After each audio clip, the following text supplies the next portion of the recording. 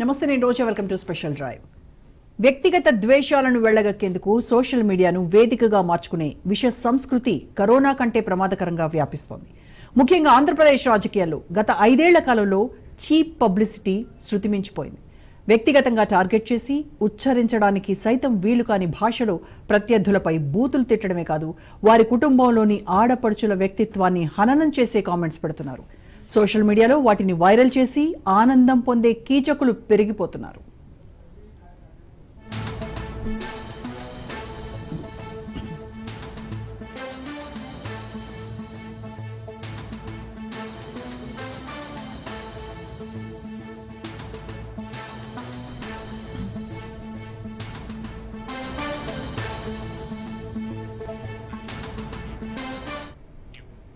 తాజాగా చేబ్రోలు కిరణ్ అనే టీడీపీ కార్యకర్త వైసీపీ అధినేత జగన్ తో పాటు ఆయన భార్య భారతిని ఉద్దేశించి నీచమైన కామెంట్స్ చేశాడు.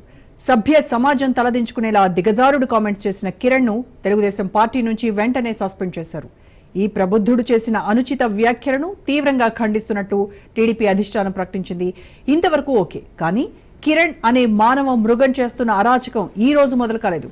పొలిటికల్ బ్యాక్గ్రౌండ్ ఉన్న మహిళా నేతలను ఎంచుకుని వాళ్ల క్యారెక్టర్ను హరించే రీతిలో బూత్ కామెంట్లు చేయడం 6 నెలలుగా జరుగుతోంది. ఇలా అచ్చోసిన ఆంబోతులా సోషల్ మీడియాలో పోస్టులు పెడుతున్న కిరణ్ పై మాజీ మంత్రి విడుదల రజని గతేడాది అక్టోబర్లోనే గుంటూరు ఎస్పీకి కంప్లైంట్ చేశారు. విడుదల రజనీతో పాటు అనేక మంది కిరణ్ పై కంప్లైంట్ చేశారు. ఆ కంప్లైంట్స్ పై వెంటనే స్పందించిన పోలీసులు చర్య తీసుకుని ఉంటే ఈ రోజు కిరణ్ ఇంతగా బరి తెగించేవాడు కాదు. పాత సినిమాల్లో మాదిరిగా సినిమా అంతా అయిపోయాక పోలీసులు ఎంటర్ అయి చేబ్రోల్ కిరణ్ పై కేసు నమోదు చేశారు. అప్పటికే జరగాల్సిన డ్యామేజ్ జరిగిపోయింది.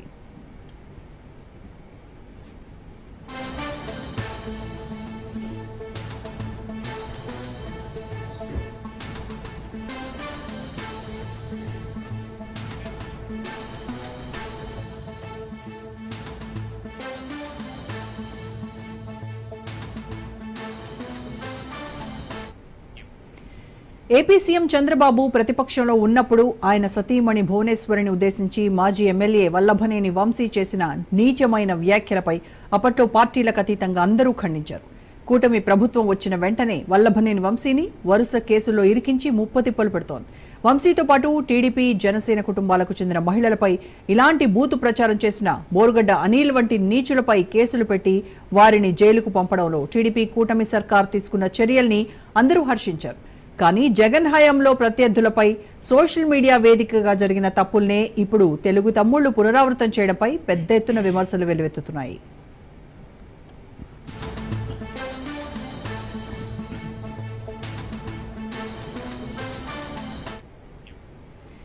జగన్ టీం చేసిన అరాచకాలపై కఠినంగా స్పందిస్తున్న సీఎం చంద్రబాబు, మంత్రి లోకేష్, టీడీపీ మద్దతుదారుల ముసుగులో చేబ్రోలు కిరణ్ వంటి నికృష్టులు సోషల్ మీడియాలో వైసీపీ మహిళలను లక్ష్యం చేసుకుని చేసే ప్రచారాన్ని అడ్డుకునేందుకు ఎందుకు చర్యలు తీసుకోవడం లేదు అన్న ప్రశ్న తలెత్తుతోంది. టీడీపీ హైకమాండ్ వద్ద మార్కులు కొట్టేయాలనే చీప్ ట్రిక్స్ తో యూట్యూబ్ ఛానల్లో అడ్డమైన వాగుడు వాగేసి వ్యూస్ కోసం వికృతమైన థంబ్నెయిల్స్ పెట్టే బోరుగడ్డ అనిల్ వంటి సైకోలకు గట్టి మెసేజ్ వెళ్లే రీతిలో పోలీసులు నిష్పాక్షికంగా చర్యలు తీసుకోవాలి. అలా కాకుండా కేసు పెట్టి 2 రోజులు జైల్లో పెట్టి మళ్లీ బయటకు వదిలితే తొండ ముదిరి ఊసర వెళ్లి అయిన చందంగా మారుతుంది.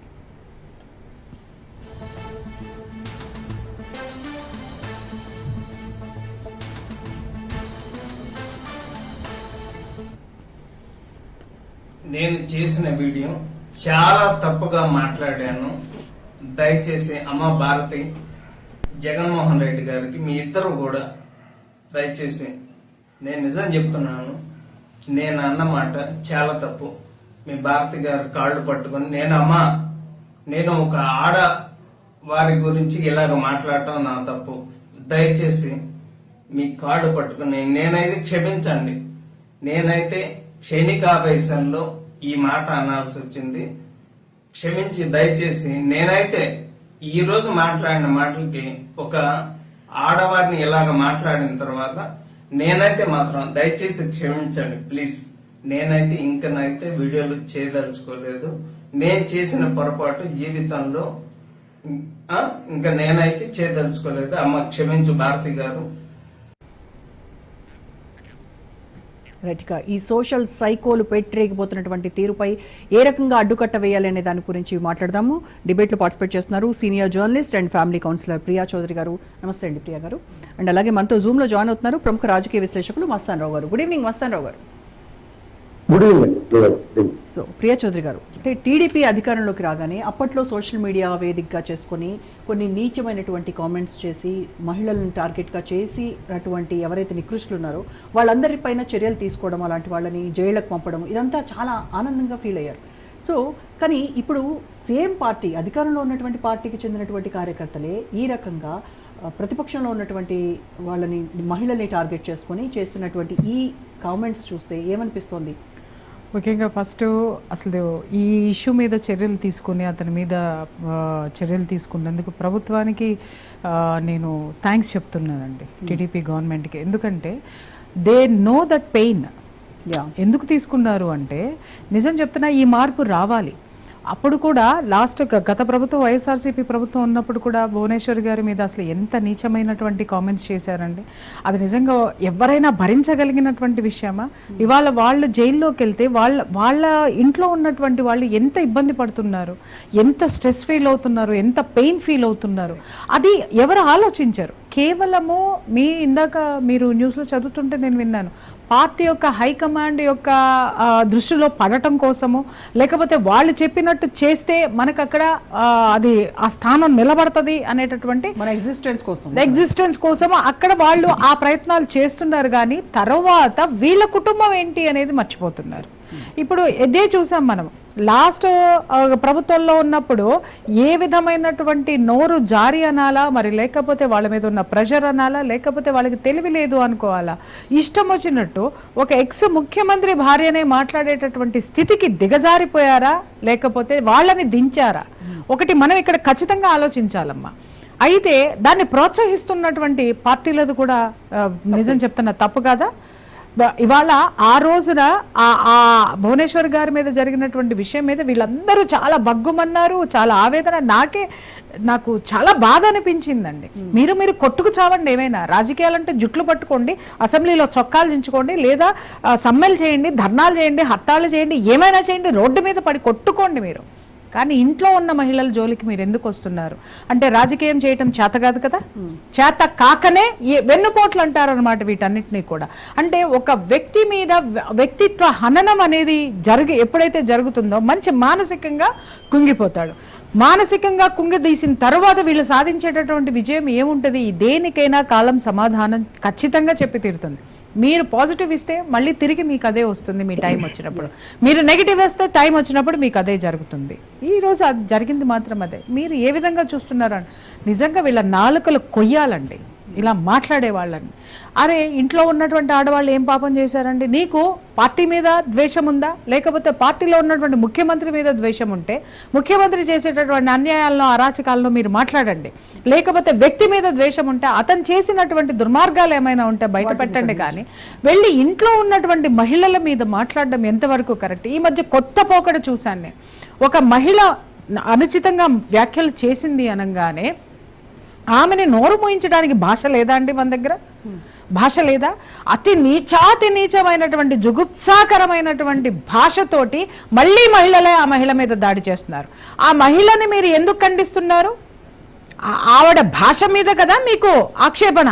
మీరు మళ్ళీ దానికంటే నీచమైనట్టు, దానికంటే ఒక మెట్టు దిగజారిపోయి వ్యాఖ్యలు చేసుకుంటూ ఉసే ఇంకా మాట్లాడొద్దులేమ్మా. అరే ఇది రాజకీయ వేదిక, లేకపోతే ఇంకా ఏమన్నానా? వీధిలో కొట్లాటలు చూసారా? నీళ్లు పట్టుకునే దగ్గర నీళ్ళ కుళాయి దగ్గర తగులాటల్లో చిలికి గాని వాళ్ళలాగా వెళ్ళి ఎంత దరిద్రంగా తయారయ్యాయో ఒకప్పుడు వీధిలో కుళాయిల దగ్గర చూసేటోళ్ళము. లేకపోతే ఇంకెక్కడైనా అదేంటి జనరల్ స్టోర్ దగ్గర ఇవి తీసుకునేటప్పుడు అక్కడ చూసే వాళ్ళని కొట్లాడుకోవడం తోపులాటలో. అక్కడ మొదలై నీచంగా వ్యక్తిగతమైనటువంటి విషయాలకు వెళ్ళిపోయిన కొట్లాట్లు వాళ్ళ సోషల్ మీడియాలో చూస్తున్నాం. అది కూడా నిజంగా విచారించదగ్గ విషయం ఏంటంటే పొలిటికల్ ప్లాట్ఫామ్ మీద చూడడం అనేది సిగ్గుపడుతున్నానమ్మా. నేనైతే మాత్రం నిజంగా సిగ్గుపడుతున్నాను. ముఖ్యంగా మహిళలు చెప్తున్నాను ఈరోజు చాలా మంది మహిళలు కూడా ఇదే విధంగా మాట్లాడుతున్నారు. ఇవాళ ఒక మగవాడు కాబట్టి వాడి మీద మనం శిక్ష వేసాము, లేకపోతే వాడి మీద కేసులు ఫైల్ అయినాయి అని చెప్పేసి మనం మాట్లాడుతున్నాం. కానీ మాట్లాడే మహిళలను కూడా మనం ఎందుకు వదిలిపెట్టాలి అని అడుగుతున్నాను నేను. మహిళలను వదిలేస్తారా? మహిళ మర్డర్ చేస్తే వదిలేస్తారా? మహిళ ఇంకేదన్నా చేస్తే వదిలేస్తారా?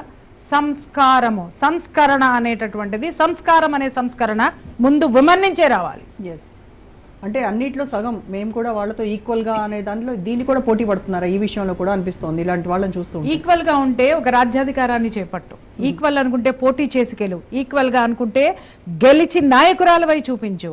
మాట్లాడటం వల్ల, బూతులు మాట్లాడడం వల్ల నీ వ్యక్తిత్వం బయటపడుతుంది తప్ప నేను నిజం చెప్తున్నాను, ఆ భాష వల్ల నీ దగ్గరికి ఏ పదవి రాదు, నీకే పదవులు ఇవ్వరు. కరెక్ట్. ఎస్. సో మస్తాన్ రావు గారితో మస్తాన్ రావు గారు, అంటే మహిళా లీడర్స్నే టార్గెట్ చేసుకొని మహిళా లీడర్స్ వాళ్ళ క్యారెక్టర్స్ని అసాసినేట్ చేసి వీళ్ళకి వచ్చేటువంటి ఆనందం ఏంటి? ఎందుకు ఈ రకమైనటువంటి సైకోలు తయారవుతున్నారు? వీళ్ళని మనము వాళ్ళ ఆలోచనలో మార్పు తేలేమా? వీళ్ళకి పూర్తిగా అడ్డుకట్ట వేయాలంటే ముందుగా పోలీసు శాఖ కానీ లేదంటే ప్రభుత్వాలు కానీ ఏ రకమైనటువంటి చర్యలు తీసుకోవాలంటారు?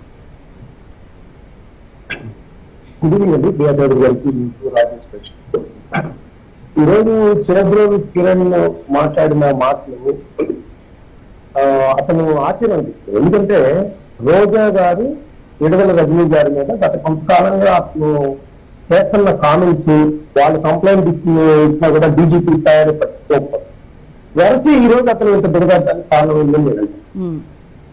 ఆ రోజు కంప్లైంట్ ఇచ్చినప్పుడు కనుక అతను కనుక ఇదే తెలుగుదేశం పార్టీ లేకపోతే చంద్రబాబు నాయుడు గారు కానీ లేకపోతే కన్సర్న్ మినిస్టర్స్ ఎవరైతే హోమ్ మినిస్టర్ ఉన్నారో వాళ్ళు కనుక ఆ రోజు యాక్షన్ తీసుకొని ఉంటే ఈ రోజు ఇంత దిగజారిన పరిస్థితి మీరు గతంలో చూసే ఉంటారు. రోజా గారు, బోరుగడ్డ అనిల్ గారు, శ్రీరెడ్డి గారు, వాళ్ళు పవన్ కళ్యాణ్ గారి అమ్మని, వాళ్ళ పిల్లల్ని, వాళ్ళ ఇంట్లో వాళ్ళ భార్యని ఏ విధంగా అన్నారో చూసాం. ఆ రోజు కూడా ఏంటంటే ఆ రోజు ఇప్పుడున్న అంటే పార్టీని అంటారు నేను ప్రస్తావించాలి తప్పుల పరిస్థితి.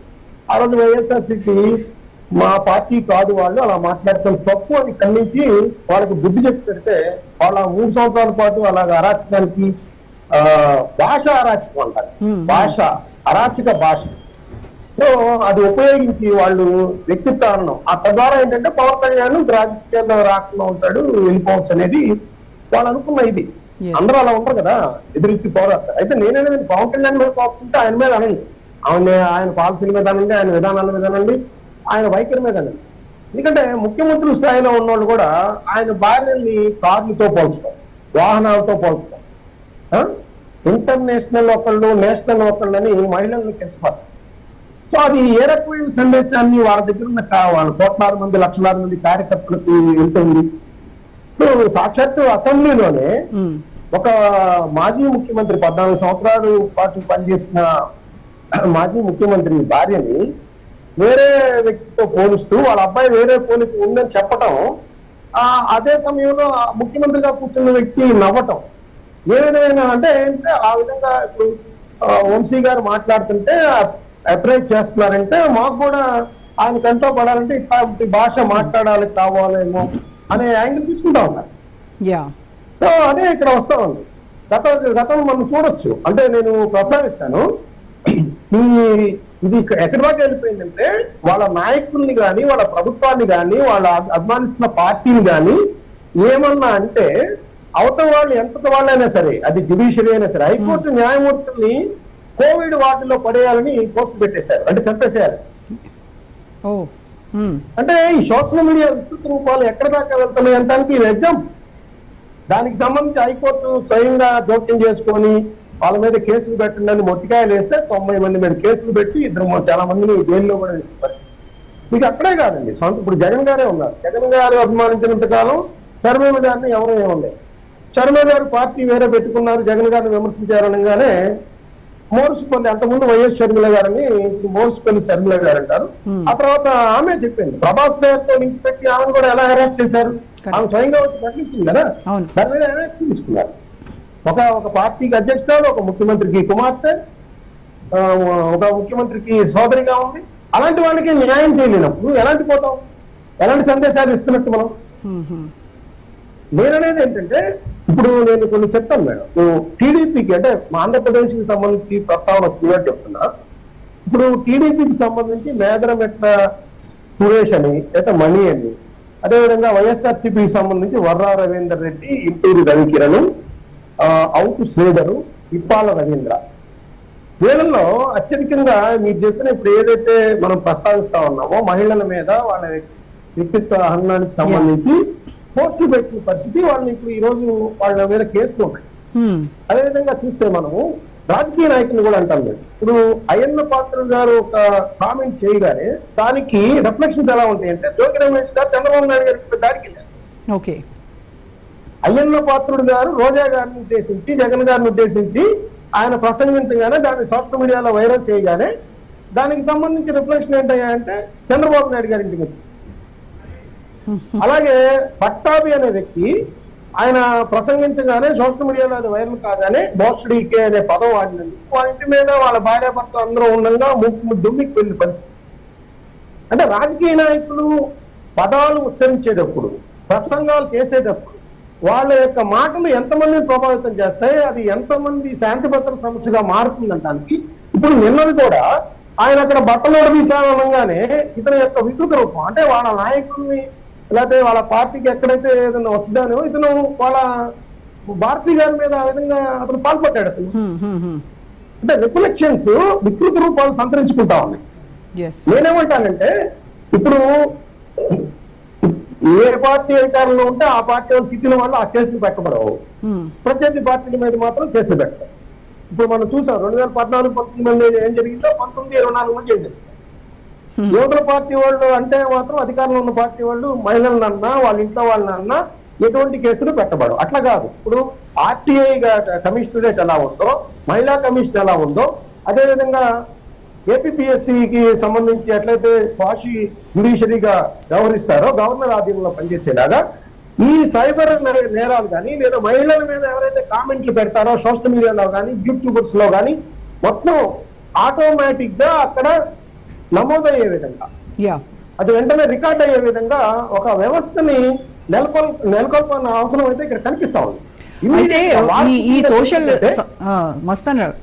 సోషల్ సైకోలు ఎవరైతే ఉన్నారో వీళ్ళందరూ వాళ్ళ అధిష్టానం దృష్టిలో పడ్డానికి, వాళ్ళ అధిష్టానము వీళ్ళకి ఏదో వనగూరుస్తుంది, ఏదో ప్రయోజనం కలుగుతుంది అనేటువంటి ఒక ఉద్దేశంతో ఎవరిని పడితే వాళ్ళని, మీరు అన్నట్టుగా సీఎం కూతురు, సీఎం చెల్లి కావచ్చు, సీఎం భార్య కావచ్చు, ఎవరనేది కూడా చూడకుండా ఈ రకంగా విచ్చలవిడిగా వాళ్ళ పైన కామెంట్స్ చేసి వాళ్ళ క్యారెక్టర్ అసాసినేట్ చేయడం వల్ల వీళ్ళు అంతిమంగా జైలుకి వెళ్తారు, లేకపోతే ఇంకొక రకంగా చర్యలు వాళ్ళ పైన పడతాయి. అయితే వీళ్ళు తెలుసుకోవాల్సింది ఏంటంటే ఇప్పుడు ఎవరైతే చెప్పారో, ఎవరైతే వాళ్ళ దృష్టిలో వీళ్ళు బాగుండాలి అంటే వాళ్ళ దృష్టిలో మేము పడాలి, మాకేదో ప్రయోజనం కలగాలన్నటువంటి వాళ్ళు జైల్లోకి వెళ్ళిపోతున్నారు. అధిష్టానం వీటిపైన ఎక్కడా కూడా మాట్లాడట్లేదు కదా. అంతిమంగా ఎవరు బలవుతున్నారు? సోషల్ సైకోలే కదా బలయ్యేది. అయినా కూడా మరి మిగతా వాళ్ళు దీన్ని బేస్ చేసుకుని ఎవరు కూడా ఇంకా దీన్ని ముందుగా చేయకుండా ఉండాలి అనేటువంటి ఆలోచనలో ఎవరు ఉండట్లేదు. ఇది ఒక ఆనవాయితీగా ఇక్కడ ఒకటి కనిపిస్తుంది మేడం. ఇప్పుడు మీరు చెప్పారు కరెక్టే, ఎందుకంటే ఇప్పుడు హైకోర్టు న్యాయమూర్తులు మీరు చేస్తే వాళ్ళకి న్యాయ సహాయం అందించేందుకు కూడా ఆ రోజు వెతుక్కోవాల్సిన పరిస్థితి వైఎస్ఆర్సీపీకి సంబంధించి. ఎందుకంటే వైఎస్ఆర్సీపీ ప్రభుత్వానికి వ్యతిరేకంగా తీర్పులు ఇస్తున్నారని హైకోర్టు న్యాయమూర్తులు వాళ్ళ మీద సోషల్ మీడియాలో దాడులకు పాల్పడే పరిస్థితి. అయితే వాళ్ళకి న్యాయ సహాయం కూడా అందరని పరిస్థితుల్లోకి వాళ్ళు వెళ్తే వాళ్ళ కుటుంబాలన్నీ కూడా ఆత్మరక్షణ పడిపోయి, ఏంటి మేము ఆ నాయకుల కోసం ఆ పార్టీ కోసం ఎంత చేస్తే మమ్మల్ని తీసుకెళ్లి జైల్లో పట్టుకోలేదంటే అసలు నువ్వు చేసింది తప్పురా అని చెప్పేవాళ్ళు ఎవరయ్యారు? అప్పుడు పబ్బం కట్టుకుంటున్నాయి అధిష్టానాలు కావచ్చు, ఆ అధినేతలు కావచ్చు, ఆ రాజకీయ పార్టీలు కావచ్చు, పబ్బం కట్టుకుంటున్నాయి. ఇక్కడ రెండు విధాలండి. వాళ్ళు వాళ్ళ యొక్క నాలెడ్జ్ లో పడటానికి కానీ వాళ్ళ కళ్ళలో పడటానికి కానీ చేసేవాళ్ళు కొంతమంది, అధిష్టాన వర్గాలే ప్రోత్సహిస్తున్న వాళ్ళు కూడా కొంతమంది ఉన్నారు. మనం అది కూడా గమనించాలి. ఇప్పుడు ఒక ముఖ్యమంత్రి చెల్లెల్ని అంటున్నారు అంటే ఆయన తెలియజేస్తారా? ఉంటది కదా. ఇప్పుడు చంద్రబాబు నాయుడు గారికి సంబంధించి అంటున్నారంటే వాళ్ళు చంద్రబాబు నాయుడు గారు తెలుసుకోవటం, పార్టీని సస్పెండ్ చేయటం, అతని మీద కేసు నమోదు చేయడం, అరెస్ట్ చేయడం ఆదేశాలు ఇచ్చేశారు. విషయంలో కానీ శ్రీరెడ్డి విషయంలో కానీ అంత రైట్ మస్తాన్ గారు.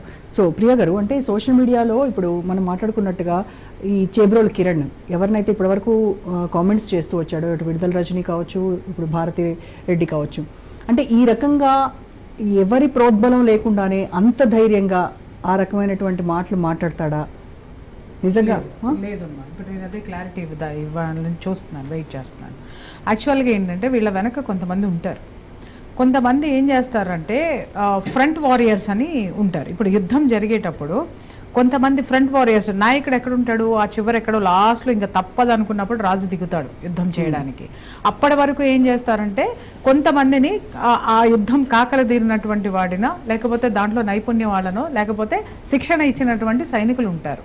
వాళ్ళు ఓడిపోయిన తర్వాత నెక్స్ట్ సెక్టర్ ఎట్లాగో వీళ్ళని ఫ్రంట్ వారియర్స్ కింద నిలబెడతారనమాట. అంటే ఏంటి, ఇప్పుడు ఇతని పరిస్థితి ఎగ్జాంపుల్ ఇతన్నే తీసుకుందాం. ఇతను వైఎస్ఆర్సీపీలో ఉన్న సిపి గవర్నమెంట్లో ప్రభుత్వం అధికారంలో ఉన్నప్పుడు, పార్టీ అధికారంలో ఉన్నప్పుడు ఇతను ఆ పార్టీ నుంచి చాలా ఫేస్ చేశాను కాబట్టి ఈ పార్టీ అధికారంలోకి రాగానే ప్రతీకారం తీర్చుకున్నాడు అనేటటువంటిది నేను విన్నాను, కథనం కూడా చదివాను నేను. అయితే ఇక్కడ జరిగింది ఏంటంటే నేను కూడా కొంచెం కనుక్కున్నాను, నేను ఇన్ఫర్మేషన్ లేకుండా నేను రాను. యాక్చువల్గా ఏమైందంటే ఇక్కడ జరిగిన విషయం ఏంటి, అసలు ఇతనికి గత ప్రభుత్వంలో ఇతనికి థ్రెట్ ఎందుకు ఉంది, ప్రభుత్వాన్ని తిట్టడం వల్ల ఉందా, యాజ్ ఎ సోషల్ మీడియా ఇప్పుడు ఈయన ఏదైతే మాట్లాడుతున్నాడో, ఏ వ్యాఖ్యలు అయితే చేస్తున్నాడో అప్పుడు కూడా అది చేసి ఉన్నాడా, చేసి ఉంటే థ్రెట్స్ వచ్చినాయా, లేదు జెండా మోసినందుకు థ్రెట్స్ వచ్చినాయా, లేదా వాళ్ళ నాయకుడికి జై కొట్టినందుకు థ్రెట్స్ వచ్చినాయా, అది మనం ఇక్కడ మాట్లాడాల్సిన అవసరం ఉంది. అంటే సింపతి గెయిన్ చేయడానికి నానా రకాలు మాట్లాడతారు.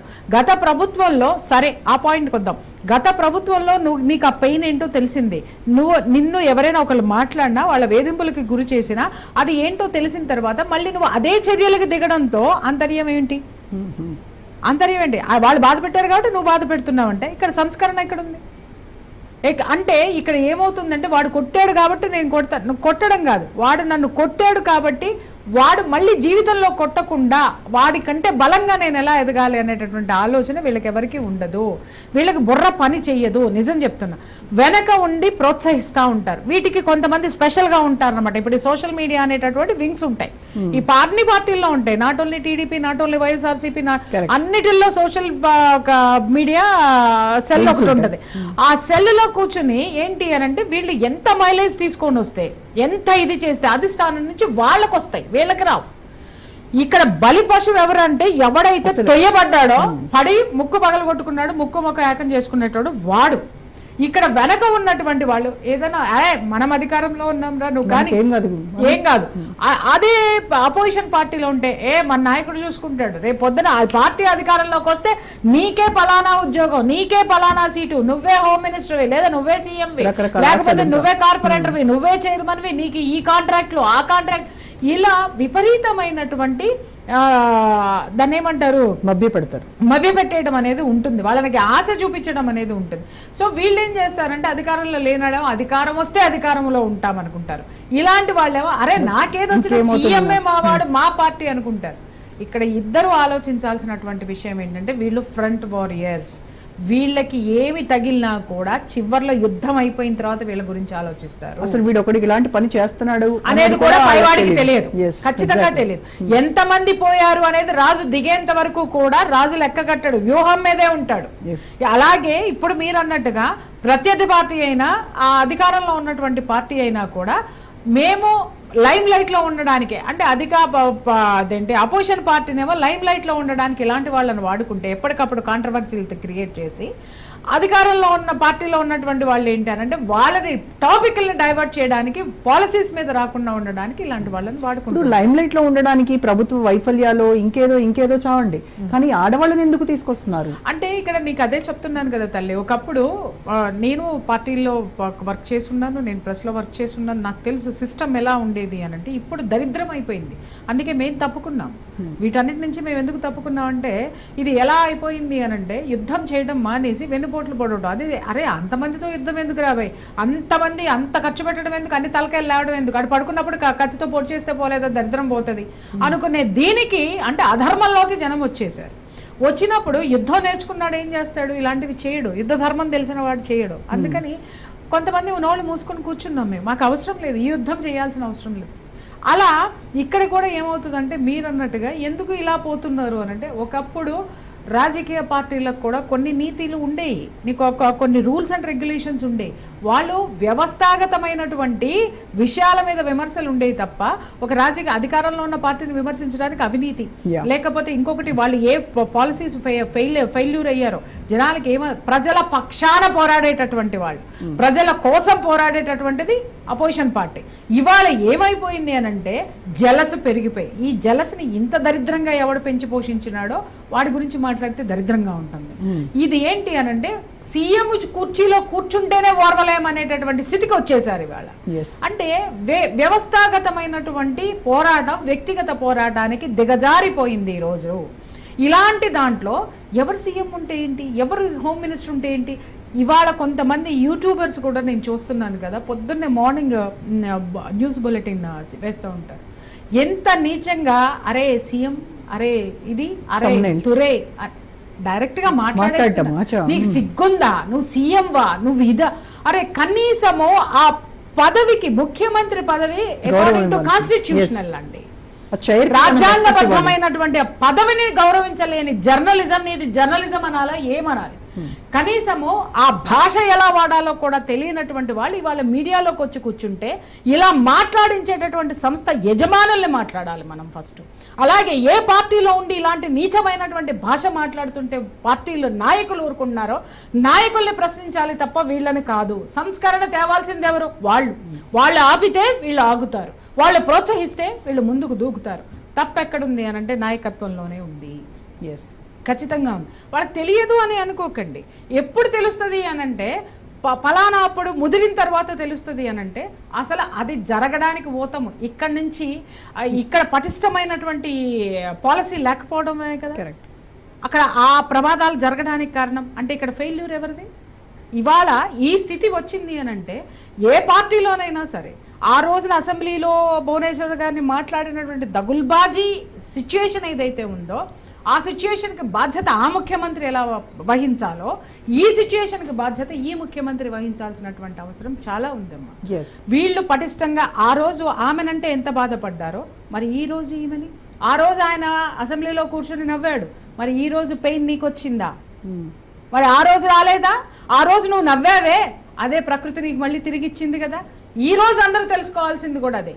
ఇవాళ మీరు ఏ విత్తనం అయితే నాటుతున్నారో అదే మొక్క వస్తుంది, అదే ఫలం వస్తుంది. మీరు ఈ బూతులు నాటితే రేపొద్దున మీ మనవాళ్ళు, మనవరాళ్ళు, మీ పిల్లలు ఎవ్వరూ కూడా ప్రశాంతమైనటువంటి తిండి తినరు, ప్రశాంతంగా నిద్రపోరు. క్యారెక్టర్లెస్ క్రీచర్స్ అన్నీ కలిసి రాజ్యం వెళ్తున్నాయా అనేటటువంటి స్థితిలో భవిష్యత్తు. చిన్నపిల్లలు, ఒక చిన్న విషయం చెప్పి ముగిస్తా. ఈరోజు స్టూడెంట్స్ అందరూ ఎందుకమ్మా డ్రగ్స్కి బానిసలు అయిపోతున్నారు, ఎందుకమ్మా 9th క్లాస్ నుంచి ఈ సిగరెట్లకు కానీ స్మోకింగ్ కానీ డ్రింకింగ్ ఈ అలవాట్లన్నిటికీ ఎందుకు వస్తున్నారు చెప్పండి మీరు ఒకసారి. మీకు తెలుసా ఎవరికైనా? నాకు రండి, నేను చూపిస్తాను. నేను దాని మీద అనాలిసిస్ చేశాను కాబట్టి చెప్తున్నాను. వాళ్ళని కూర్చోబెట్టి కనీసం నేను ఒక 600-700 మంది స్టూడెంట్స్ తోటి మాట్లాడాను. ఎందుకు మీరు దీనికి వెళ్తున్నారంటే వాళ్ళకి వ్యవస్థ మీద కోపం, వ్యవస్థ మీద కోపం. ఏ వ్యవస్థ మీద కోపం అంటే కుటుంబ వ్యవస్థ మీద కోపం. ఏ వ్యవస్థ మీద కోపం అనంటే ప్రభుత్వం మీద కోపం. ఏంటి అంటే ఇన్ని భయంకరమైనటువంటివి జరుగుతున్నా కూడా రాజకీయ నాయకులు ఇన్ని వేల కోట్లు సంపాదించేసుకుంటుంటే అక్కడ ఒక నీతి నిజాయితీ లేదు. అలాగే కుటుంబంలో ఉన్నటువంటి కుటుంబ వ్యవస్థలో తల్లిదండ్రులకు అత్తమామలు పడరు. అదేంటి ఉమ్మడి కుటుంబం అంటే తెలీదు, అసలు నానమ్మ తాతమ్మల కాన్సెప్టే లేదు వాళ్ళకి. వీళ్ళందరూ ఎలా తయారయ్యారంటే ఈ రోజు ఎవడు అధికారంలోకి వస్తే వాడు సంపాదించుకుంటున్నాడు. జైలుకి వెళ్ళొచ్చినా కూడా అదేదో స్వాతంత్ర సమరయోధుడు బయటకు వచ్చినట్టుగా బయటకు వచ్చి చేతులు ఊపుకుంటూ వస్తున్నారు రాజకీయ నాయకులు, అవినీతి కేసుల్లో లోపలికి వెళ్ళొచ్చి కూడా. ఇవన్నీ చూసిన యువత అరే వీళ్ళు మారరు, వీళ్ళకు ఒక పాలసీ లేదు, అందుకోసమని మేము ఉన్నంత వరకు ఎంజాయ్ చెయ్యాలి. మా తల్లిదండ్రులు డబ్బు వెనకమాల పడిపోయారు, వ్యవస్థ కుటుంబ వ్యవస్థను వాళ్ళు నిర్మించి మాకు ఇవ్వట్లేదు. వ్యవస్థలోకి వచ్చిన తర్వాత విద్యా వ్యవస్థ కూడా దరిద్రంగా ఉంది, నెపోటిజం ఉంది, నెపోటిజం ఉంది. దాన్ని ప్రోత్సహిస్తున్నది ప్రైవేట్ స్కూల్స్, ప్రైవేట్ యాజమాన్యాలు. ప్రభుత్వ పాఠశాలలు ఎక్కడున్నాయి? విమర్శించడానికి వీళ్ళకి ఇవన్నీ లేవా? అధికార పార్టీకి లేదా? సారీ అపోజిషన్కి లేదా? అరే గవర్నమెంట్ స్కూల్స్ ఎక్కడున్నాయి? పేదవాడి చదువు ఎక్కడుంది? విద్య ఇవాళ ఎంత భయంకరమైనటువంటి కాస్ట్లీ ఇది అయిపోయింది. అలాగే వైద్యం ఎంత భయంకరంగా పెరిగిపోయింది. వీటి మీద కొట్లాడకుండా కూర్చొని సిగ్గు లేకుండా సోషల్ మీడియాలో బూతులు మాట్లాడుకుంటూ ఆ మీడియాలో కూర్చోబెట్టి మాట్లాడించేటటువంటి వీళ్ళనేమనాలమ్మా మనము? అనాల్సింది మీడియాలో కూర్చోబెట్టి మాట్లాడిస్తున్న సంస్థ యజమానులు. అతను ఏదో వాగాడు, వాడు మాట్లాడాడు, దాన్ని కనీసం ఎడిట్ చేయాలన్నటువంటి కామన్ సెన్స్ ఆ ఛానల్, ఆ యూట్యూబ్ ఎవరైతే రన్ చేస్తున్నారో వాళ్ళకు ఉండొద్దా? మీరు అన్నారు కదా కామన్ సెన్స్ అని. ఆ కామన్ సెన్స్ ఎక్కడ దొరుకుతుందో చెప్తే ఆయన కొనుక్కొచ్చుకుంటాడు, లేదా ఆమె కొనుక్కొచ్చుకుంటుంది. ఇక్కడ ఎవరికి సెన్స్ లేవమ్మా. సెన్స్లెస్ గా పని చేయడం అనేది తయారైపోయారు. ఈరోజు వ్యవస్థలన్నిటినీ భ్రష్టు పట్టిపోయినాయి. మీరు అనుకుంటున్నారేమో ఇది ఇలా కొనసాగుతుంది, మనం ఇలా వెళ్ళాలని. దేనికైనా సరే ఒక చెక్ పెట్టడం అనేది జరుగుతుంది అతి తొందరలో. ఎంతమంది ఇలా ఆడవాళ్ళని తిట్టించుకుంటారమ్మా, ఎంతమంది ఇలా ట్రోలింగ్ కి గురవుతారమ్మా, ఎంతమంది మనశ్శాంతి ఈ ట్రోలింగ్ తో ఆత్మహత్యలు చేసుకునే కూడా చూసాం కదా అమ్మా. ఇప్పుడు మీరు అతను దాని మీద స్క్రీన్ మీదకి వచ్చి మాట్లాడారని ఇంత పెద్ద రచ్చ జరిగి మాట్లాడుతున్నారు కదా, మరి మీరు నేను షోలు చేస్తున్నప్పుడు కింద బండమూతలు మాట్లాడతారమ్మా, అతి నీచమైనటువంటి భాష మాట్లాడతారమ్మా. మరి మనం మహిళలం కాదా? మన మనోభావాలు దెబ్బతినవా? మరి ఈ దరిద్రులను ఏం చేయాలమ్మా? మరి మనం దానికి ఎఫెక్ట్ అవ్వట్లేదా? ఇలాంటి జుగుప్సాకరమైనటువంటి కామెంట్స్ పెట్టరాదు, యూట్యూబ్ లో ఉండరాదు అనేటటువంటి నామ్స్ తీసుకొచ్చినటువంటి పార్టీ ఏది ఉంది? ఆ పాలసీ చేసినటువంటి వాడు ఎవడున్నాడు? అసలు వీటి మీద ఒక అజమాయిషి ఎక్కడ ఉంది? గవర్నమెంట్ కి దీని మీద ఏ విధమైనటువంటి నియంత్రణ ఉంది? నాకు చెప్పమని చెప్పండి. అంటే నువ్వు నేను గాలికి పోవాలి, ముఖ్యమంత్రి భార్యలంటే మాత్రం వీళ్ళకి మనోభావాలు దెబ్బతింటాయి. నువ్వు మనిషివి కాదు, నువ్వు మహిళవు కాదు, నేను మహిళను కాదు. ఎన్ని సంవత్సరాలు మీడియాలో కూర్చుని ఎన్ని వార్తలు ఇచ్చినావు, ఎంతమందికి ఎంత సేవ చేసినావు, నువ్వు ఎన్ని నిద్రలేని రాత్రులు గడిపి ఉండుంటావు, ఇష్యూస్ వచ్చినప్పుడల్లా, ఎలక్షన్స్ అప్పుడల్లా ఎంత సర్వీస్ చేసి ఉండుంటావు. You are doing service. నువ్వేం వీళ్ళలాగా 100 కోట్లు 1000 కోట్లు నువ్వేం వెనకేసుకోలేరు, నేనే వెనకేసుకోలేను. సమాజం కోసమే ఉన్నాం మనం. కానీ మనకే ఇంత దరిద్రమైనటువంటివి మనకు వస్తుంటే వాటిలన్నిటినీ తట్టుకుని వెళ్తున్నాం. మరి ఇవాళ ముఖ్యమంత్రి భార్యలు అంటేనే మీరు స్పందిస్తారా? మాలాంటి మహిళలను పట్టించుకోరా? మళ్ళాంటి వాళ్ళకి వీళ్ళు ఉండవా? అందుకే నియంత్రణ అవసరం ఉంది. కరెక్ట్, ఖచ్చితమైనటువంటి నియంత్రణ అవసరం. మహిళ గురించి మాట్లాడితే చెప్పు తీసుకొని కొట్టాలి ఎవరినైనా సరే. ఆ సిచ్యుయేషన్ ని తీసుకొచ్చిన రోజున మాత్రమే ఈ వ్యవస్థ బాగుపడుతుంది. ఈ రోజు ముఖ్యమంత్రులకు మాత్రమే స్పందిస్తారా? ఎంతమంది కింద ఉన్నటువంటి వాళ్ళు సోషల్ మీడియాలో ఇవాళ ఓపెన్ చేసి చూడండి. ఇదే రాజకీయాల్లో ఉన్నటువంటి మహిళలు చూడండి, ఒక మహిళ మాట్లాడితే ఇంకొక మహిళ లకారాలు పట్టుకొని మాట్లాడేస్తుంది, మకారాలు పట్టుకొని మాట్లాడేస్తారు, ఇంకేదేదో మాట్లాడేస్తూ ఉంటారు. ఎక్కడ ఉంది సంస్కరణ? ఎక్కడ ఉంది సంస్కృతి? ఎక్కడున్నాం మనం? గొంగళిలో అన్నం తినుకుంటూ రోజా గారు వెంట్రుకలు వస్తున్నాయి ఏంటండి అని అడుగుతున్నారు మీరు నన్ను. అది ఆ స్థితిలో మనం ఉన్నాం. అరే నువ్వు ప్రోత్సహించేది నీ మహిళలు చూడ, ఇవాళ సస్పెండ్ చేసినటువంటి గవర్నమెంట్ లో ఉన్నటువంటి సోషల్ మీడియాలో ఉన్నటువంటి ఆడవాళ్ళు ఏం మాట్లాడుతున్నారో ప్రతి ఒక్కళ్ళది తీసి ఆ వీడియోలు డిలీట్ చేయండి. చెయ్యరండి. ఇవాళ ఇతన్ని ఎందుకు తీసేశారు అంటే, మరి ఆ రోజు భువనేశ్వర్ అంటే మీకు నొప్పి వచ్చింది కదా, మీరు ఏడ్చారు కదా అని ప్రశ్నిస్తారని ఈ రోజు చర్యలు తీసుకున్నారు. లేదా ఆ రోజు ఆయనకి ఆ పెయిన్ తెలుసు కాబట్టి ఈ రోజు ఇమ్మీడియట్ గా అతని మీద చర్యలు తీసుకున్నారు. మరి మనలాంటి వాళ్ళం ఉన్నామమ్మా ఎంతో మందిని. మరి మనకు కూడా ఇలాంటి ఉపద్రవాలు రాకుండా చేయమని చెప్పండి. మనం డిమాండ్ చేయాల్సినటువంటి అవసరం కూడా ఉంది. వాళ్ళ నొప్పి మీకు తెలిసి, ఇద్దరికి తెలిసింది. ఆ ముఖ్యమంత్రి ఎక్స్కి తెలిసింది, ఇప్పుడున్న ప్రజెంట్ ముఖ్యమంత్రికి తెలిసి వచ్చింది ఆ నొప్పి. మరి మన నొప్పి ఎవరికి తెలుస్తుంది? అది కూడా తెలుసుకోమని అడుగుతాం. ఇప్పుడు ఆడవాళ్ళు ఇంట్లో సరే అక్క చెల్లెళ్ళు లేరనుకోండి, వాడికి అమ్మ అయితే ఉంటుంది కదా, ఖచ్చితంగా ఆ సృష్టి అమ్మ నుంచే కదా వచ్చింది. మరి కనీసం ప్రతి స్త్రీలో ఒక అమ్మని ఎందుకు చూడరు? మా అమ్మ కాదుగా, మా అమ్మ కాదుగా. మా అమ్మనంటే నాకు కోపం వస్తుంది. వాళ్ళ అమ్మ కూడా వర్కింగ్ ఎక్కడన్నా చేసి ఉండొచ్చు, వర్క్ చేస్తారు, వాళ్ళు కూడా తిరుగుతారు, మగాళ్ళలో తిరుగుతారు. మా అమ్మ కాదు కదా, కొంచెమన్నా మా అమ్మనంటే నాకు పెయిన్. మా అమ్మ కాదు కదా, మీ అమ్మ కదా. నేను మాట్లాడింది మీ అమ్మని కదా. ఎప్పుడు వస్తుంది? ఇప్పుడు 2 చేతులు నమస్కారం పెట్టి చెప్తున్నాడు చూసావా, నన్ను క్షమించండి, నన్ను క్షమించండి. తన దాకా వస్తే కానీ ఎవరికైనా చురుకుదనం అనేది, ఆ చురుకు పెయిన్ అనేది తెలియదు. అప్పటి వరకు మనం ఇలా అరుచుకుంటూ మాట్లాడుకుంటూ ఇవన్నీ ఎలా అంటే కాలక్షేపం కింద చూస్తారన్నమాట. అవునవును అవునవును అని. అదే ఒక కింద ఒక దీని కింద ఒక మహిళని కామెంట్ పెట్టేటప్పుడు, నీ ఎపిసోడ్స్ నా ఎపిసోడ్స్ వచ్చినప్పుడు మనల్ని కామెంట్ చేసినప్పుడు ఎంతమంది మహిళలు స్పందిస్తున్నారు చెప్పండి? ఎవరు లేరు. ఉన్నారు, 1-2 1% 2% ఉన్నారు. కానీ మిగిలిన వాళ్ళందరూ చదువుకుంటారు, బాగా అయిందిలే దీనికి, బాగా అయిందిలే అనుకుంటారు. మనం చూసుకున్నా కూడా మనం మానసికంగా కాసేపు బాధపడతాం, కానీ మనం కూడా ఏం చేయలేనటువంటి పరిస్థితిలో. అదే అంటున్నా, నియంత్రణ అని మాట్లాడింది అదే. మనం డిమాండ్ చేయాలి. మీ ముఖ్యమంత్రుల భార్యలకేనా ఉంది? మాకు లేదా? మేం మహిళలం కాదా? మాకు గౌరవం లేదా, మాకు ఇజ్జత్ లేదా, మాకు ఆత్మాభిమానం లేదా? దయచేసి మహిళల్ని టార్గెట్ చేసి మాట్లాడడము, బూతులు విమర్శించండి, ఖచ్చితంగా సద్విమర్శలు చేయండి. భాషలో తిట్లు లేకుండా ఉన్నటువంటి అద్భుతమైనటువంటి పదాలు ఉన్నాయి, పదునైనటువంటి పదాలు ఉన్నాయి, కానీ పరుష పదాలు మాత్రం వాడద్దు. Correct, exactly. సో మస్తానరావు గారితో మాట్లాడదాం. మస్తానరావు గారు, ఈ సోషల్ మీడియాలో నియంత్రణ అనేది అసలు ఆచరణలో ఎంతవరకు సాధ్యం అంటారు? ఇప్పుడు కాన్వర్జేషన్ విన్నారు కదా, ప్రియ గారు చెప్పినటువంటి ఆవేదన ఇదంతా. ఖచ్చితంగా అండి. ప్రియా చౌదరి గారు మీరు చర్చిస్తా ఉన్నారు కదా, ప్రియా చౌదరి గారు ఏదైతే వాస్తవాలు చెప్పారో దానికి ప్రియా చౌదరి గారిని వ్యతిరేకించే వాళ్ళు కూడా మీరు అన్నట్టు కింద కామెంట్స్ వచ్చేస్తా ఉంటాయి ఇప్పటికే చూస్తూ ఉంటే కానీ. సో అలాంటి సంస్కృతికి వెళ్ళిపోయాం మనం.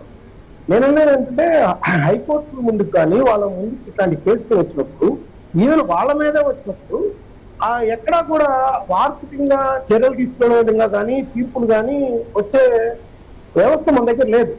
రొటీన్ కేసులు ఎలాగో ఈ కేసు కూడా అలాగే. అందుకే నేను అనేది ఏంటంటే, ఇప్పుడు నేను ఒక ఎగ్జాంపుల్ చెప్తానండి. ఇప్పుడు మనకి అంతర్జాతీయ స్థాయిలో కానీ ఎక్కడైనా యుద్ధాలు జరగాలంటే ఏం జరిగాయంటే ఆయుధాలతో చేసేవాళ్ళు, లేకపోతే ఎయిర్ ఫోర్స్ ద్వారా నేవీ ద్వారా ఆక్యుపై చేసేవాళ్ళు. ఇప్పుడు ట్రంప్ గారు కొత్త విధానం చెప్పారు, ఏంటి, సుంకాల ద్వారా ఎక్కువ వేయటం, తద్వారా ఆ దేశాలను బలహీనపరచడం. అదేవిధంగా మన తెలుగు రాష్ట్రాల్లో ముఖ్యంగా చూసినట్లయితే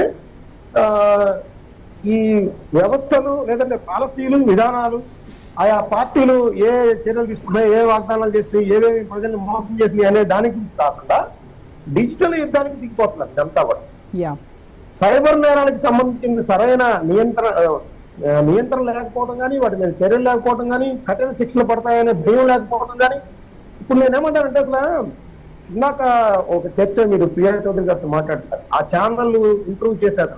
అసలు ఇంటర్వ్యూనే ఆ ఇంటెన్షన్ లో చేస్తున్నప్పుడు అసలు దాన్ని అడ్డుకునే వాళ్ళు ఎందుకుంటారు? వాళ్ళు ఇంటర్వ్యూ చేసే అతనికి ఆ ఇంటెన్షన్, వ్యూస్, లేదంటే వాళ్ళ ఆ ఛానల్ పెట్టిన వాళ్ళు ఎవరో, దానికి సంబంధించిన అతని యొక్క యాటిట్యూడ్, అతని యొక్క సపోర్ట్ ఏ పార్టీకి ఉంది, ఇవన్నీ కూడా ప్రభావితం అవుతా ఉంటాయి. అంతే. సో మనం యూట్యూబ్ లో చూస్తా ఉంటే అసలు వ్యూస్ కోసమే పుట్టుకొచ్చిన ఛానల్స్ ఎన్నో ఉన్నాయి. మనకి వ్యూసే కావాలి, ఎథిక్స్ లేవు. ఎథిక్స్ ఖచ్చితంగా కోరుకోవడం కూడా అది అత్యాస. సబ్స్క్రైబర్స్ ఎంత ఎక్కువ మంది ఉంటే ఆ ఛానల్ ని ఆ రాజకీయ పార్టీని క్యాప్చర్ చేయటం, వాళ్ళకి నెలకింత ఇవ్వటం, వాళ్ళు అనుకుంటున్న ఏదైతే సోషల్ మీడియాలో అంటారో, వాళ్ళ నాయకుడు అంటారో, వాటిని ఎమ్మటినే క్షణాల్లో వైరల్ చేసేది. తద్వారా ప్రజల్లో ఒక విషబీజాలు నాటడం, ఆ ప్రజలు తన్నుకొని ఉంటే వీళ్ళు పబ్బం కొట్టు, వచ్చే ఎన్నికల్లో అధికారమే వాళ్ళ పరమావధి. ఈ కుటుంబాలు ఎలా అయితే ముందు ఫ్రంట్ వారియర్స్ ఎలా అయితే వాళ్ళకి అనవసరమైన విషయాలు ఇవన్నీ కూడా. విషయాలను పక్కదోవ పట్టించేటటువంటి వ్యవహారాలండి ఇవన్నీ కూడా. ప్రభుత్వం జోలికి ఎవరు రాకుండా ఇక్కడికిక్కడే వీళ్ళని కొట్టుకుంటూ ప్రభుత్వ పాలసీలు అమలు కానటువంటి విషయాలను ఏది కూడా పాలసీ పరంగా మాట్లాడేటటువంటి విషయం లేదు. So topic diversions, issue diversions అన్నమాట ఇవన్నీ కూడా. దానికోసం ఈ భాషను సోషల్ మీడియాలో అలౌ చేశారేమో అనిపిస్తుంది నాకు ఒక్కొక్కసారి. అంటే ఇక్కడ యూట్యూబ్ వాళ్ళు కానీ, ఇప్పుడు షార్ట్స్ కానీ, లేదంటే ఏవైతే మనకి రెగ్యులర్ గా స్మార్ట్ ఫోన్లు వెళ్ళిపోతా ఉంటాయో రీల్స్ కానీ, వీటికి సంబంధించి ఎక్కడ అదుపు లేకపోవడం ఒకటి. రెండోది ఏంటంటే, అది ఎవరైతే మనకి నిర్వహిస్తా ఉన్నారో వాళ్ళకి ఈ భాష గురించి తెలియకపోవడం, ఈ భాషలో ఏది పూతు, ఏది కాదు, ఏది నివారించాలనేది కంట్రోల్ అనేది ఉండదు. వాళ్ళకి పదే పదే ఫిర్యాదులు వస్తే తప్పితే ఆ యూట్యూబర్ జోలికో, ఆ రీల్ చేసేవాడి దృష్టికో వెళ్ళే పరిస్థితి లేదు యాక్షన్ కి. అప్పుడు వాడెప్పుడో ఇదంతా ఆ వ్యక్తులకు సంబంధించిన వ్యక్తిత్వాలను అయిపోయిన తర్వాత ఆ కుటుంబాలను అయిపోయింది. నేను చెప్తాను, ఇందాక రోజా గారు గుర్తు చేశారు. యాక్చువల్ గా తెనాలిలో, గుంటూరు జిల్లా తెనాలిలో ఒక ఇష్యూ జరిగింది. గీతాంజలి అనే ఆమె ఆత్మహత్యకు పాల్పడింది సోషల్ మీడియా సైకిల్ వల్లే. ఆ రోజు ఏంటంటే, ఆ రోజు గీతాంజలి అనే ఆమె ఒక సదస్సుకు హాజరైంది. నాకు అమ్మఒడి 5 సంవత్సరాలు వచ్చిందని చెప్పింది. ఆమె యాక్చువల్ గా 4 సంవత్సరాలే వచ్చింది, ప్రభుత్వం కూడా 4 సంవత్సరాలు ఇచ్చింది. ఆమె ఏదో పొరపాటులో దానికి వరుసగా 3 రోజుల పాటు ట్రోల్ చేస్తే ఆమె సూసైడ్ చేసుకోవాల్సిన అగత్యం ఏర్పడింది. అట్లాంటి పురుగులు పేరు వాళ్ళు. దాని మీద ఏం యాక్షన్ చెప్పండి? సంవత్సరాలు గడుస్తూ ఉన్నాయి. కేవలం సోషల్ మీడియా పని తీసుకుంటే ఆమె ప్రాణం, దానిలో అనుమానం ఏం లేదు. వాళ్ళ కుటుంబం 10 లక్షలు ఇచ్చినా, 20 లక్షలు ఇచ్చినా ఆమె తీసుకురాలేదు కదా. అదేవిధంగా గుంటూరులో వెంకయ్యం అనే ఒక ఆమె వైసీపీకి ఎగ్నెస్ట్ గా మాట్లాడింది. వెంటనే వైసీపీ వాళ్ళందరూ ఆమెను ట్రోల్ చేసేసారు. వాళ్ళ ఇంట్లో గొడవనైనవి, వాళ్ళ ఇంట్లో ఆమెకు ఎందుకు మాట్లాడారని ఆమెను దూరంగా పెడతాం. అంటే సోషల్ మీడియా వికృత ఫలం అనమాట. ఇవన్నీ విషబీజాలు నాటితే ఏ విధంగా సమాజం దిగజారిపోతుంది, అదుపు చేయలేని పరిస్థితి వస్తుంది. అవి రేపు భస్మాసురాస్త్రాలుగా మారుతున్నాయి. ఈ రోజు మారింది అదే. ఈ రోజు ఇవాళ కిరణ్ వ్యాఖ్యానాలు కూడా భస్మాసురాస్త్రాలు అంటే ప్రియా చౌదరి గారు ఏమో కర్మ రూపంలో తిరిగి వచ్చింది అన్నారు. అదే వచ్చింది. అంటే మీరు ఏదైతే నాటుతున్నారో, ఏదైతే మీ సోషల్ మీడియా నేనేమంటానంటే దీనికి ఒకటి ఇందాక నేను చెప్పాను, వాషీ జ్యుడిషియరీ లాగా ఏ పార్టీ వాడు పోస్ట్ పెట్టినా కూడా అబ్జెక్షన్ కూడా రికార్డ్ అయిపోవాలి. ఎవరు అదుపు దాని మీద ఉండకూడదు. ఒకటి. రెండోది ఏంటంటే వీళ్ళకి సంబంధించి ఎవరు కూడా న్యాయ సహాయం అందించకుండా ఉండే విధంగా కూడా చేయాల్సిన అవసరం ఉంది. దానికి కూడా చర్యలు తీసుకోవాలి. సో ఇంకొకటి ఏంటంటే ప్రతి నియోజకవర్గంలో ఎవరైతే సోషల్ మీడియా పోస్టులు పెడతారో ఆయా పార్టీల తరఫున వాళ్ళని ఖచ్చితంగా ప్రభుత్వం దగ్గర రిజిస్టర్ చేసుకోవాలి. వాడు ఏ పోస్ట్ పెడుతున్నాడనే దానికి ఆ పార్టీయే బాధ్యత వహించాలనేది కూడా ఖచ్చితంగా చట్టం తీసుకురావాలి. అప్పుడు కనీసం ఈ పార్టీల వాళ్ళకి కొంత భయం అన్నా ఉంటుంది. ఈ మన పార్టీ తరఫున పెట్టారంటే మన పార్టీ మీద ఆ ఆరోపణ పోయాల్సి వస్తుంది కాబట్టి మనం ఒళ్ళు దగ్గర పెట్టుకొని వ్యాఖ్యానాలు కానీ భాష కానీ ఉపయోగించాలని వాళ్ళ కార్యకర్తలు నిర్దేశిస్తాయి. ఇప్పుడేంటి పవన్ కళ్యాణ్ మీద తిట్టాలంటే, లేదంటే జగన్మోహన్ రెడ్డి గారి మీద తిట్టాలంటే, లేదా చంద్రబాబు నాయుడు గారు తిట్టాలంటే వాళ్ళ ఇంట్లో ఆడవాళ్ళని వాళ్ళని అనగానే, ఇప్పుడు చంద్రబాబు నాయుడు గారు ఆ రోజు పెద్ద ఎత్తున వెలిపించారంటే ఏంటి కారణం? ఆడవాళ్ళని అంటం వల్లే కదా. ఆయన అంటం వల్ల పెద్దగా ఇప్పుడు చాలా విమర్శిస్తారు ఆయన ఎన్టీ రామారావు గారికి ఆయన భేదాభిప్రాయాలు వచ్చినప్పుడు దశాబ్దాలుగా ఆయన ఎన్నుకుంటారని విమర్శిస్తూ ఉంటారు. ఆయనకి ఇప్పుడు బాధపడాలి. ఇంట్లో వాళ్ళందరికీ అది ఆటోమేటిక్ గా మరి బాధపడాల్సిన అవసరం కదా. ఇప్పుడు కింద పెట్టే పోస్టుల్లో కూడా జంట ఎవడో మాట్లాడితే వాళ్ళ ఇంట్లో వాళ్ళకి సంబంధించే ఉంటాయి. మీరు కింద పోస్టింగ్ లో చూస్తే వాళ్ళ ఇంట్లో వాళ్ళని విమర్శిస్తూ ఉంటాయి ఆ వ్యాఖ్యానాలన్నీ కూడా. సో ముందు ఆ వైఖరిలో అంటే ఆ అధినేతలు కానీ పార్టీల నాయకత్వాలు కానీ ఆలోచించాల్సిన విషయం ఏంటంటే, ఒక చట్టసభలకు ఎన్నికైన వాళ్ళు ఆ విధమైన భాష ఉపయోగించుకోవడం మీద సెల్ఫ్ రిస్ట్రిక్షన్ పెట్టుకుంటే దీన్ని ఎవరు అదుపు చేయలేరు, ఖచ్చితంగా అదుపు చేయలేరు. ఎస్ అండి, రైట్. ఓకే ప్రియా గారు, ఇప్పుడు ఎవరైతే విమర్శలకు గురయ్యారో ఆ మహిళలు, లైక్ భారతి అవ్వచ్చు, భువనేశ్వరి గారు అవ్వచ్చు, షర్మిల అవ్వచ్చు, ఎవరైనా సరే ఆ మానసిక వేదన అనుభవించిన వాళ్ళకే అది తెలుస్తుంది. వాళ్ళ కుటుంబ సభ్యులు పడినటువంటి ఆవేదన, వీళ్ళు పడినటువంటి మానసిక హింసకు ఎవరు బాధ్యులు? నియంత్రణ లేకపోవడం అమ్మా. ఇప్పుడు వీళ్ళు అధికారంలోకి వచ్చారు కదా, ఒక ఇది తీసుకురమ్మా, ఒక రూల్ తీసుకురమ్మని చెప్పండి, నార్మ్స్ చేయమని చెప్పండి. సోషల్ మీడియాలో ఈ పదాలు వాడకూడదు, మహిళల మీద ఈ విధమైనటువంటి నిందలు వేయడానికి వీల్లేదు, నిరాధార ఆరోపణలు చేయడానికి వీల్లేదు. ఏ పార్టీ అయినా, మీరు ఒక పార్టీ, నేను ఒక పార్టీ, మీరు విమర్శలు చేస్తారు, నేను విమర్శలు చేస్తాను, మనం కొట్టుకుంటాం. కానీ మరి అందరూ కలిసి దీనిపైన ఒక చట్టం తేవాలనేది ఎందుకు ఆలోచించారు? రేపొద్దున అసెంబ్లీలో జరగాలమ్మా, అది చర్చకి రావాలి, దీని మీద మాట్లాడాలి. మరి మాట్లాడే దమ్ము ధైర్యం ఎవరికి ఉందో మనం చూడాలి. ఇందాక ఆయన అన్నారు కదా, ఇప్పుడు మనం మాట్లాడుతుంటే కూడా ట్రోలింగ్ వస్తా ఉంది అని చెప్పేసి. అంటే ప్రపంచం ఎలా తయారైపోయింది అని అంటే, ఒక దరిద్రమైనటువంటి కల్చర్ కి తీశారనమాట. అంటే ఇది ఇలా ఉండడమేనా? అంటే నీ భార్యనంటే నీకు బాధ, నీ కూతురునంటే నీకు బాధ, లేకపోతే నీ అమ్మనంటే నీకు బాధ. ఇక్కడ ఇందాక ఆయన మంచి ఉదాహరణ చెప్పారు, సొంత చెల్లె వేరే పార్టీ పెట్టిందని చెప్పేసి అని ఈ పార్టీలో వాళ్ళు అంటుంటే, అరే ఎవరావిడ, ఒక ముఖ్యమంత్రి చెల్లెలు, ఒక ఎక్స్ ముఖ్యమంత్రి కూతురు, నీ కుటుంబం పరువే రోడ్డును పడుతుందిరా. అది ఒక్కొక్కసారి గుర్తు తెచ్చుకోవాలి. Point number 1. అలాగే ఈ రోజు ఈ వ్యాఖ్యలు చేసేటటువంటి వాళ్ళందరినీ సమర్థించుకోవచ్చు. ముఖ్యంగా నేను చెప్తున్నాను, అన్ని పార్టీల్లో ఇప్పుడున్నటువంటి తెలుగుదేశం పార్టీ వాళ్ళకు కూడా సోషల్ మీడియాకి నేను చెప్తున్నాను, మహిళల్ని ఉసిగొల్పి, మహిళల్ని ఉసిగొల్పి మాట్లాడే వాళ్ళకు కూడా నేను చెప్తున్నాను, మీరు ఈ విధమైనటువంటి వాయిస్లు బయటికి పంపిస్తే పార్టీ పరువైపోతుంది. ఫస్ట్ ఈ పార్టీలో ఈ విధమైనటువంటి డిసిప్లిన్ లేనటువంటి పార్టీ, తెలుగుదేశం అంటేనే డిసిప్లిన్తో ఉన్నటువంటి పార్టీ. ఎన్టీ రామారావు గారి భాష ఎలా ఉండేదమ్మా? ఆయన ఎప్పుడైనా ఇలాంటివి మాట్లాడారా? ఒక్క మహిళలను ఆయన విమర్శించినట్టు చూపించండి. నేను చెప్తా ఒక ఎగ్జాంపుల్. ఒక కలెక్టరు అవినీతికి పాల్పడ్డారని చెప్పేసి సస్పెన్షన్, ఆయన్ని వేరే దానికి పోస్ట్ చేసేసారు, ఇక్కడ నుంచి ట్రాన్స్ఫర్ చేసేసారు. చేసేసిన తర్వాత సస్పెన్షన్కి గురయ్యారో ఏదో నాకు గుర్తులేదు, ఎప్పుడు 30 years బ్యాక్ ఇష్యూ ఇది. గురి చేసి అయిపోతే అందరూ ఏమన్నారు అని అంటే, అమ్మ నువ్వు వెళ్ళి పెద్ద ఆయన కాళ్ళ మీద పడిపో, మహిళలు కనుక రిక్వెస్ట్ చేస్తే ఆయన వేడుకో, రిక్వెస్ట్ చేస్తే ఆయన ఖచ్చితంగా, మహిళలంటే చాలా గౌరవం ఆయనకి, డెఫినెట్గా మీ ఆయన ఉద్యోగం మీ ఆయనకి తిరిగిస్తాడు, పరువు పోకుండా ఉంటుంది అని చెప్పేసానంటే ఆవిడ వచ్చింది అక్కడ. వచ్చి అప్పుడు నేను అక్కడే ఉన్నాను. తర్వాత స్టోరీ తర్వాత ఏం జరిగింది అనేది తెలుసుకున్నా. వచ్చిన తర్వాత ఆవిడ కాళ్ళ మీద పడిపోయింది. అన్నగారు తప్పైపోయింది అన్నగారు, అసలు ఇంకెప్పుడు ఇలా జరగదు, మా ఆయన్ని క్షమించండి, మా ఆయన చేసినటువంటి పనికి నన్ను ఆ ముఖం చూసి క్షమించండి, నన్ను చూసి క్షమించండి, మళ్ళీ తిరిగి పోస్ట్ ఇవ్వండి, క్షమించండి అన్నగారు అని బోర్న ఏడిస్తే ఆయన అమ్మ పైకి లేమ్మా అని చెప్పి లేచి నిలబెట్టి, తప్పు మీ ఆయనదైతే క్షమించేదా వాడినమ్మా, తప్పు నీదే అన్నాడు ఆయన. అంటేను ఆవిడ షాక్ అయింది. నేనా అన్నగారు అని. అవునమ్మా, ఆయన అవినీతి చేయడానికి కారణమే నీ ప్రోత్సాహం, నువ్వే ఇంటి దగ్గర జరుగుతున్నాయి ఇవన్నీ, అందుకే పీకేశాను అన్నాడు. అంటే ఒక మహిళను కూడా అంత గౌరవంగా చెప్పి నువ్వు కారణం అవినీతికి అని చెప్పి పంపించినటువంటి వ్యక్తి. అలాంటి పార్టీలో మహిళని అంత గౌరవించేటటువంటి పార్టీలో ఆయన ఏ రోజు మహిళలను అగౌరవపరిచాడా? అందాక ఎందుకు చంద్రబాబు నాయుడు గారు ఎప్పుడైనా తిట్టారా చెప్పండి? చెప్పండి. ఇంక ఇటు చూస్తే జగన్మోహన్ రెడ్డి గారు కూడా తిట్టరు. మరి మీరెందుకు తిడుతున్నారు? మిమ్మల్ని వాళ్ళు ప్రోత్సహిస్తున్నారని అనుకుందాం, మీ నాయకులు చేయని పని మీరు ఎందుకు చేస్తున్నారు? ఎందుకు చేస్తున్నారు అంటే వాళ్ళేమో అంటే జనం ముందేమో మంచిగా ఉంటారు, కరెక్ట్గా ఉంటారు, మీరు మాత్రం మీ యొక్క వ్యక్తిత్వాన్ని మీరు ఎందుకు, మీ నాయకుల కోసం ఈ విధంగా జైళ్ల పాలు ఎందుకు అవుతున్నారు? మీ కుటుంబాన్ని, మీ కాపురాలను ఎందుకు బయట పెట్టుకుంటున్నారు? ఇవాళ నేను అడుగుతున్నాను కదా, ప్రతి ఒక్కళ్ళు ఇప్పుడు నిన్ను ట్రోల్ చేసే వాళ్ళను, నన్ను ట్రోల్ చేసే వాళ్ళను అడుగుతాను, మాట్లాడే వాళ్ళని కూడా మాట్లాడుతున్నా. రేపొద్దున మీ ఇంట్లో ఆడవాళ్ళని ఇదే మాటలు మాట్లాడితే మీరు ఊరుకుంటారా? మరి ఆ బాధ మీకు తెలిసినప్పుడు ఇంకొక మహిళను విమర్శించేటటువంటి హక్కు వీళ్ళకి ఎక్కడి నుంచి వచ్చింది? ఫస్ట్ డిసిప్లిన్ అనేది ముఖ్యం.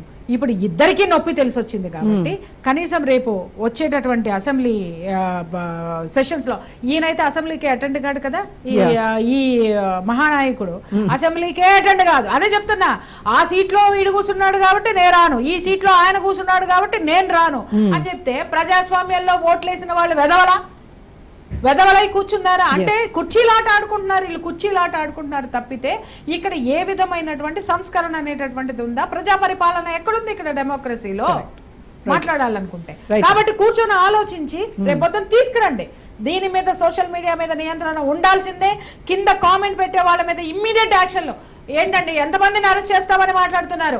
అరే మీరు చెయ్యండి, 10 మందిని అరెస్ట్ చేసి వాళ్ళకి కఠినమైనటువంటి శిక్షలు విధించండి, అది జనానికి తెలిసేటట్టు చేయండి.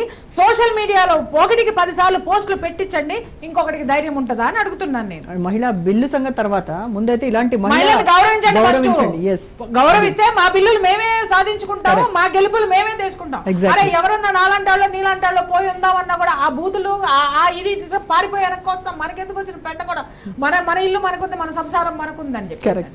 ఎస్ మస్తాన్ గారు, సో మహిళా నేతలకు సంబంధించి అసలు వాళ్ళ ప్రమేయం లేనటువంటి సందర్భాల్లో కూడా వాళ్ళు ఏదో ఇప్పుడు ఎవరైతే కామెంట్ చేశాడో వాడు అక్కడ ఉండి చూసినట్టుగా మొత్తం అంతా ఫ్యాబ్రికేటెడ్ స్టోరీ చెప్పి వాళ్ళ వ్యూస్ కోసము ఈ రకంగా చేయడము అది వాస్తవం కాదు అని తర్వాత పోలీసులో ఎవరో ఒకళ్ళు రియాక్ట్ అవుతారు, వాడిని జైల్లో వేయడంతో ఇదంతా ఫ్యాబ్రికేటెడ్ స్టోరీ అని వస్తుంది. కానీ ఈలోగా మాత్రం జరగాల్సినటువంటి డ్యామేజ్ మొత్తం జరుగుతుంది, వాళ్ళ కుటుంబం అంతా ఆవేదన చెందుతున్నటువంటి సందర్భాలు మనం చూస్తున్నాం.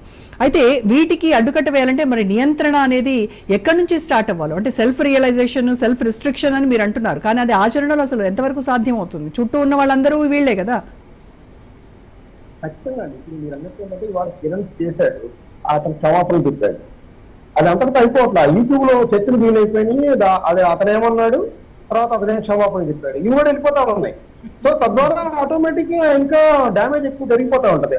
అట్లాంటి వాటికి సంబంధించి వెంటనే వాటిని డిలీట్ చేసే విధంగా ఒక సైబర్ డిజిటల్ వ్యవస్థ ఉండాల్సిన అవసరం ఉంది.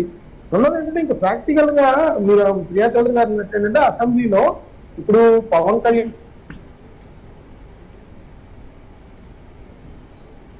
రైట్ అండి, రైట్ క్లియర్.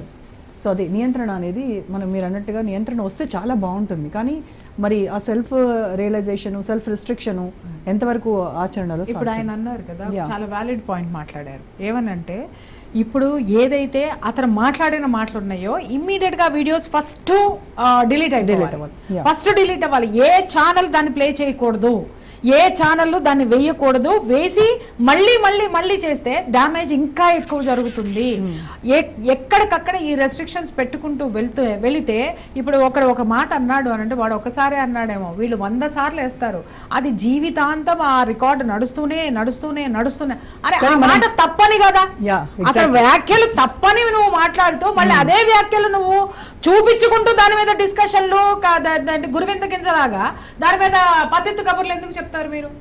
పద్ధతి డిస్కషన్లు ఎందుకు పెడుతున్నారు మీరు? అసలు వెయ్యకండి, ఆ మాటలు వేయకండి, ఆ వాయిస్ వేయకండి, ఆ ఇష్యూ రానివ్వకండి. అందుకే రాజ్ న్యూస్ ఆ ఎథిక్స్ పాటిస్తుంది కాబట్టి మనం చేసేటువంటి డిబేట్ దానికి సంబంధించింది, చేబ్రోలు కిరణ్ చేసినటువంటి దానికి సంబంధించింది. బట్ ఇప్పటి వరకు కూడా మేము ఆ వీడియో కానీ ఆ ఆడియో కానీ ప్లే చేయలేదు, ఇకపై చేయబోం కూడా. రైట్. సో మస్తాన్ రావు గారు, వాక్ స్వాతంత్రం ఒకటి చెప్పండి. అదే ఇందాక మనం సభలో ఆగిపోయి అసెంబ్లీకి సంబంధించిన అంటే ఇప్పుడు అందరూ నాయకులు బాధ్యత. జగన్మోహన్ రెడ్డి గారు కూడా మీకు యాక్చువల్లీ ఇప్పుడే కాదు, గతంలో కూడా భారతి గారి మీద పేటీఎం అని చెప్పేసి ఒక ట్యాగ్ లైన్ పెట్టి అప్పుడు కూడా చేశారు. అప్పుడు కూడా ఇదే గవర్నమెంట్ ఉన్నప్పుడు కూడా అదే విధంగా జరిగింది.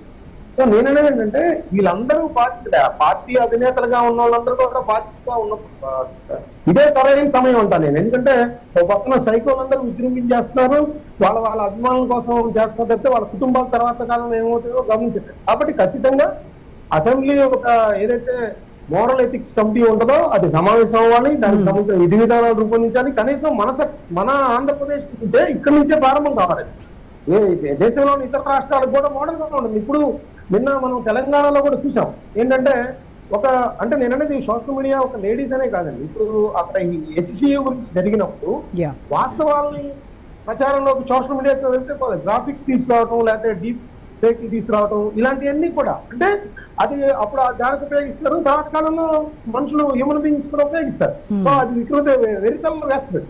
సో ఖచ్చితంగా ఆంధ్రప్రదేశ్ నుంచే ఇప్పుడు ఇక్కడ వెరితల్లో వేస్తుంది ఆల్రెడీ. కాబట్టి దిగజారిపోయి ఉన్నారు కాబట్టి ఆయా పార్టీల సోషల్ మీడియా విభాగాలు కూడా అన్ని అదే విధంగా ప్రవర్తిస్తున్నాయి. కాబట్టి వాళ్ళు ముందుకు వచ్చి ఖచ్చితంగా దీనికి సంబంధించి మన సోషల్ మీడియాలో ఎవరు ఇలా మాట్లాడటానికి లేదు, అలా మాట్లాడిన వాడిని వెంటనే బహిష్కరిస్తాము, వాడికి ఎటువంటి ఫ్యూచర్ లో కూడా పదవులు కానీ వాడిని తిరిగి పార్టీలోకి తీసుకురావడం కానీ అనే ఒక మెసేజ్ పంపాలి. అదేవిధంగా అసెంబ్లీలో ఖచ్చితంగా చట్టాన్ని తీసుకురావాల్సిన అవసరం ఉంది.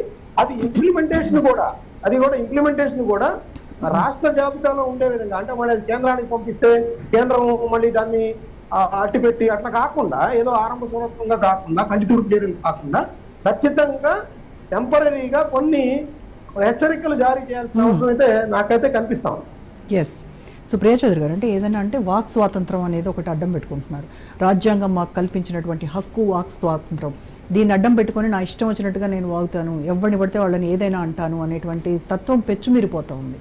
సో మరి అలాంటి వాళ్ళకి ఎలాగా మనం దీన్ని అరికట్టాలి? వాక్ స్వాతంత్రం అంటే అర్థం ఏంటో అడగమ్మ మాట్లాడేవాళ్ళని. వాక్ స్వాతంత్రం అంటే నీ భావాన్ని స్వేచ్ఛగా వ్యక్తీకరించడం, భాషను కాదు. అర్థమైందా?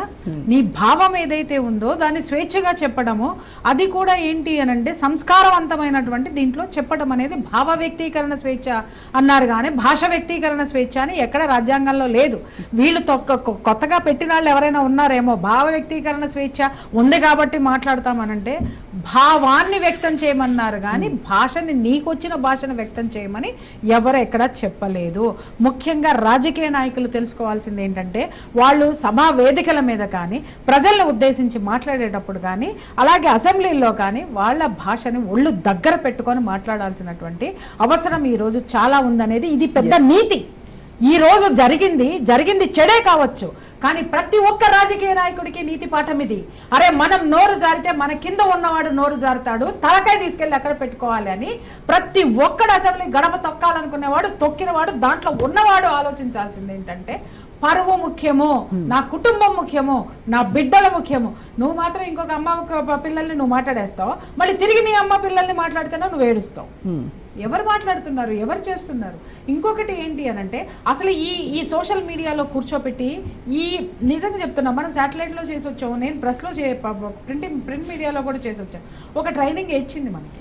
ఆ ట్రైనింగ్ లో ఏ భాషని, ఏ పదాన్ని ఎలా వాడాలి, ఎంత వాడాలి, ఏది వాడకూడదు, ఏ వార్త వేయాలి, ఏ వార్తలో ఏ పదాలని ఏ విధంగా, అంటే అది ప్రజలకు ఆటంకం కాకుండా దాన్ని ఏ విధంగా అర్థమయ్యేటట్టు చెప్పాలి, భావాన్ని ఎలా వ్యక్తీకరించాలి అనేది నేర్చుకుని వచ్చాం. ఈ రోజు సోషల్ మీడియాలో కూర్చున్న వాళ్ళకి అసలు భాష అంటే ఏంటో తెలుసా అమ్మా? అసలు ఆ పదాలు ఏం మాట్లాడుతున్నారు, ఏం మాట్లాడిస్తున్నారు, ఎంత చెత్త ఇంటర్వ్యూలు చేస్తున్నారు. మీరు ఏ యూట్యూబ్ ఛానల్ తీసుకోండి, ఇవాళ ఈ మాట గురించే మాట్లాడుతున్నారు, ఇంకొకటి కూడా మాట్లాడుతున్నారు. ఎవడు చూస్తే ఒకరిని కూర్చోబెట్టి టోపీ పెట్టుకున్నాడు, ఒకడు ఉంటాడు, వాడి పేరు గీతాకృష్ణ. వాడిని ఫిల్మ్ ఇండస్ట్రీ ఎప్పుడో చీకొట్టి అవతల పారేసింది. వాడిని కనీసం పురుగు లెక్క కూడా చూస్తారు ఇండస్ట్రీలో, ఎవడు గడప కూడా తొక్కనివాడు. ఆ పెద్ద మనిషి కూర్చొని ఎక్కడెక్కడి నుంచో ఇక్కడ వరకు హీరోయిన్లకు అక్రమ సంబంధాలు ఎన్ని ఉన్నాయో మాట్లాడతారు.